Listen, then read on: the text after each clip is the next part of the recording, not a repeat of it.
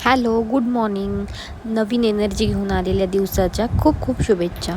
आज अंघोळ झाल्यावर पहिले स्वतःचं आवरून घेतलं.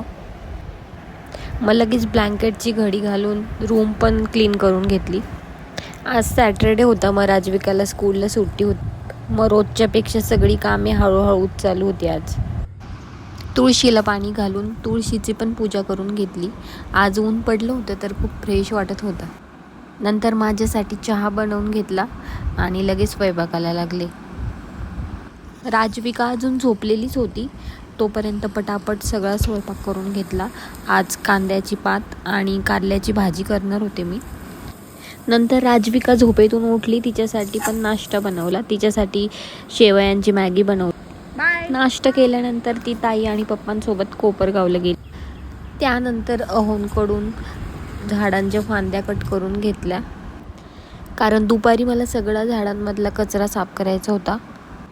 मग नंतर लगेच देवपूजा करून घेतली. नंतर मेन डोअरला हळदीचे लेपन करून घेतले.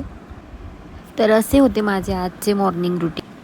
चला, मिनी ब्लॉग इथेच एंड करते. व्हिडिओ आवडला असल्यास चॅनलला सबस्क्राईब करायला विसरू नका. बाय.